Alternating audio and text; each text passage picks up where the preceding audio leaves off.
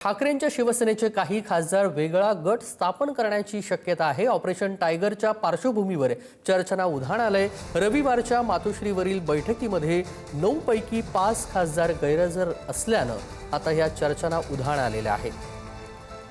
Operation टायगरच्या चर्चांना उधाण आलंय। रविवारच्या मातोश्रीवरील बैठकीमध्ये 9 पैकी 5 खासदार हे गैरहजर झाल्यानं ठाकरेंच्या शिवसेनेचे काही खासदार वेगळा गट स्थापन करण्याची शक्यता आहे।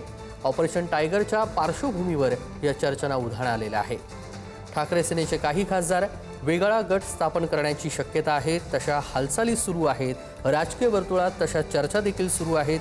गेल्या काही दिवसांपासून ठाकरेंचे खासदार नाराज आहेत। यावरून राजकीय प्रतिक्रिया देखील समोर आलेली आहे। संजय राऊत यांनी देखील म्हटलेलं आहे की अशा पद्धतीचं कोणतं ऑपरेशन टायगर होणार नाहीये। मात्र जी बैठक झाली त्या बैठकीमध्ये काही खासदार हे आलेले नाही आहेत आणि त्यावरूनच आता चर्चा सुरू झालेली आहे। ठाकरेंचे काही खासदार बैठकीला उपस्थित नसल्यानं या चर्चांना पुन्हा एकदा उधाण आलेलं आहे। शिवाजी काळे आपले प्रतिनिधी या क्षणाला आपल्यासोबत जोडले गेलेले आहेत। शिवाजी, ठाकरे सेनेचे काही खासदार वेगळा गट स्थापन करण्याची शक्यता वर्तवली जाते, तशा चर्चा सध्या राजकीय वर्तुळात सुरू आहेत। काय घडतंय दिल्लीमध्ये सविस्तर? जर पाहिलं गेलं तर अचानक ठाकरेंच्या खासदारांना उपरती आलेली आहे। उद्धव ठाकरे भेटत नाही, ते आम्हाला वेटिंगवर ठेवतात, आमच्याशी बोलत नाही, पक्षवाढीचे ते आमचा उपयोग करून घेत नाही, असं त्यांना अचानक जाणवायला लागलेलं। खरं तर या अगोदर देखील शिवसेना पक्षामध्ये फूट झाल्यानंतर सर्व लोकांना माहिती होतं ठाकरे भेटत नाही, ते वेळ देत नाही, ही कारणं लिहून झाले तरी त्या सर्व खासदारांनी ठाकरे यांच्याकडनं उमेदवारी घेतली आणि उमेदवारी घेतल्यानंतर मैदानात आले। आता अचानक त्यांना असं काय झालं की ठाकरे भेटत नाही याची त्यांना जाणीव झाली किंवा त्यांना याची माहिती मिळाली।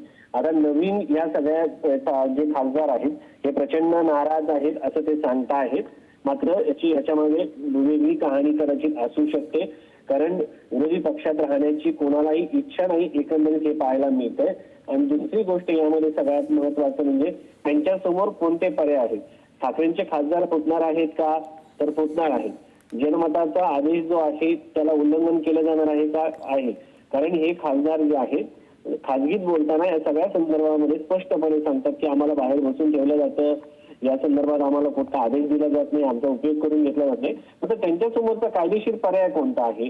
कारण जे परिशिष्ट 10 सांगतं 1985 साली जे राज्यघटनेमध्ये 52व्या घटनादुरुस्तीद्वारे 10वं परिशिष्टामध्ये जे समावेश करण्यात आलेला आहे त्यामध्ये 10व्या परिशिष्टामध्ये आमदार किंवा खासदारांना कोणत्याही सभागृहातील इतर सदस्यांच्या आधारे विधानसभा अध्यक्ष पक्षांतर बंदीच्या नियमानुसार अपात्र ठरवतात। त्यामुळं त्यांच्याकडे 2/3 संख्या असणं गरजेचं आहे। आता या सगळ्या याच्यामध्ये 2/3 संख्या असल्यानं ते काय करू शकतात? तर ते एका पक्षातून दुसऱ्या पक्षामध्ये मर्जर होऊ शकतात, विलीन होऊ शकतात। आणि जर दुसरा गट त्यांना स्थापन करायचा असेल तर हा गट जो आहे त्याचं अस्तित्व राहत नाही, मात्र गट स्थापन करण्यात परवानगी मिळते, त्याला दुसऱ्या गटाशी संलग्न करावं लागतं। हे परिशिष्ट 10 मध्ये सांगितलेलं आहे। मात्र शिवसेनेच्याच केसमध्ये सुभाष देसाई विरुद्ध शिवसेना जी एकनाथ शिंदे यांची केस होती त्या केसमध्ये भरत शेठ गोगावले या केसमध्ये असं सांगितलंय की त्यांना मर्जर शिवाय पर्याय नसतो। आता जर या खासदारांनी वेगळा गट स्थापन करण्याचं ठरवलं तर शिवसेना शिंदे गटाला उपयोग काय? कारण इतक्या दिवसापासून शिवसेना शिंदे गट स्वतः याच्यासाठी पडद्या मागून हालचाली करत असताना अशा पद्धतीने त्यांचा वेगळा गट स्थापन होऊ शकत नाही। या ठिकाणी हे सर्व खासदार एकनाथ शिंदे यांच्या पक्षामध्ये म्हणजे शिवसेना जी मूळ शिवसेना म्हणून त्यांना निवडणूक आयोगाने परवानगी दिली आहे त्या गटात जाणार आहेत, त्या पक्षात जाणार आहेत आणि त्याच्यानंतर ते मूळ शिवसेनेचे होतील असा त्यांचा दावा होऊ शकतो। एकंदरीत जर पाहिलं गेलं तर हे जे सांगितलं जातंय ते वेगळा गट स्थापन करतील याच्यामध्ये शक्यता कमी आहे। वेगळा गट अशा पद्धतीने स्थापन करता येत नाही असं एकंदरीत सांगितलं जातं आणि मागचा निकालही तसाच आहे। मात्र परिशिष्ट 10 जे आहे ते अजूनही संसदेने पारित केलेला कायदा आहे आणि त्यावरती सर्वोच्च न्यायालयाने जजमेंट आलेला आहे। मात्र घटनेमध्ये तशा पद्धतीचा बदल झालेला नाहीये। बदलाच्या पूर्वीची परिस्थिती जर पाहिली तर वेगळा गट स्थापन करता येतो, मात्र त्या गटाला असं वेगळं अस्तित्व असत नाही, ते कोणत्या तरी पक्षाशी त्यांना जुळून घ्यावं लागतं। एकंदरीत आतापर्यंतचा कायदा आहे। आता यामध्ये गट स्थापन केला गेला तर मग एकनाथ शिंदे किंवा तत्सम पक्षाने ज्यांना सोबत घेण्यासाठी जे काही प्रयत्न केलेले आहेत तर ते प्रयत्न सगळे धुळीत जातील आणि हे जे खासदार आहेत सोबत घेतलेले हे नक्की कोणासोबत थांबतील अगदी. आणि हे जातात नक्की कशासाठी, त्यांचा मूळ हेतू काय आहे, हे सगळे प्रश्न या निमित्ताने उपस्थित होतात. कारण सत्तेत जाणं इथपर्यंत ठीक होतं, कारण शिवसेना जेव्हा पक्ष फुटला तेव्हा एकनाथ शिंदे हे मुख्यमंत्री झाले होते. आता ह्या खासदारांना एकत्र घेतल्यानंतर कोणतं असं विधेयक पारित करायचं आहे का, किंवा यापैकी कोणत्या लोकांना मंत्रिपद मिळायचं आहे का किंवा दिलं जाणार आहे का, त्यामुळे हे जात आहेत का, जनतेच्या भल्यासाठी हे सगळे कारण दिले जात असले तरी वैयक्तिक यांच्या महत्वाकांक्षा अधिक असल्या कारणानंच हे जात असतील, यामध्ये शंका नाही. कारण या अगोदर उद्धव ठाकरे भेटत नव्हते, उद्धव ठाकरे कसे आहेत, उद्धव ठाकरे सभा घेतात फक्त, हे सगळ्या गोष्टी गेल्या अनेक वर्षापासून महाराष्ट्रातल्या जनतेला माहिती आहे. आणि हे तर राजकीय नेते आहेत, त्यांना या सगळ्या गोष्टीची जाणीव आहे.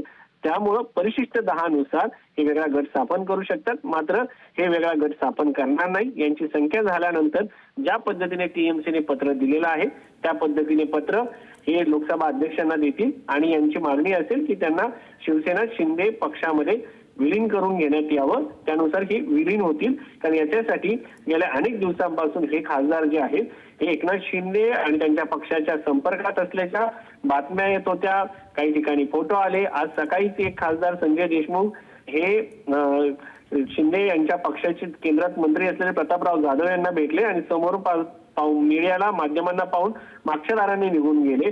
जर यांना जनमताचा आदर आहे, जनमताचा कौल आहे, कर नाही तर डर कशाला आपण जे काय म्हणतो, तर त्यांना मागच्या दाराने जाण्याची गरज नव्हती. तर एकंदरीत जर पाहिलं गेलं तर अचानक आलेली ही उपरती आहे.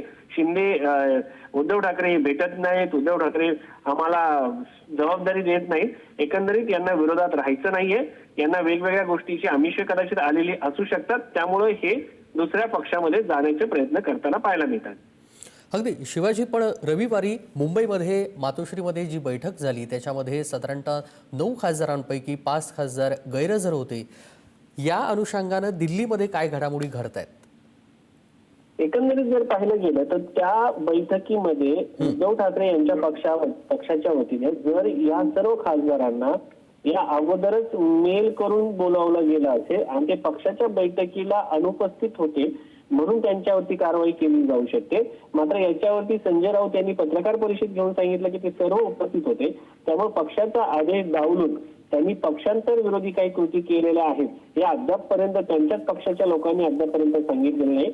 मात्र खासगी जे सर्व नेते जेव्हा पत्रकारांशी बोलतात तेव्हा हे तक्रारी करत असतात. निधी नाहीये, उद्धव ठाकरे भेटत नाही, आदित्य ठाकरे फिरत नाहीत. या सगळ्या गोष्टी ज्या आहेत या अगोदरच्या शिवसेना पक्षात फूट झाल्यानंतर शिंदे यांच्या पक्षाच्या वतीने केल्या होत्या. आता यांच्यासाठी हिंदुत्वाचं कार्ड देखील नाही, कारण हे सेक्युलरिझम आणि हिंदुत्व अशा दोन्ही मतांनी निवडून आलेले आहे. त्यामुळे यांच्यासमोर कारणं नाहीत. यांची कारणं वेगळी असू शकतात, त्यांच्या जाण्याची कारणं वेगळी असू शकतात. एकतर याच्यापैकी कोणाला तरी मंत्रीपद मिळणार असेल किंवा कोणाला तरी मंत्री करण्यासाठी याच्यामध्ये फूट होऊ शकते, किंवा भविष्यामध्ये केंद्रामध्ये काही मोठ्या घालचाली किंवा काही विधेयक पारित करून घेण्यासाठी हे सर्व खासदार जाण्याची शक्यता आहे. अगदी धन्यवाद शिवाजी, आपण दिलेल्या या सविस्तर माहितीसाठी. बातमी संदर्भातले अपडेट आपल्याकडून वेळोवेळी जाणून घेऊ. सर्व हे महाराष्ट्रातले उभाटाचे खासदार असेल, पुढे आमदार सुद्धा 16 आमच्या संपर्कात आहेत, ते सुद्धा हे शिंदे साहेबांच्या नेतृत्वावरती विश्वास ठेवून येणार. 16 आमदार येतील, तुम्हाला दिसेल लवकर. खासदारांचं ऑपरेशन झाल्यावर खासदार आमदार पण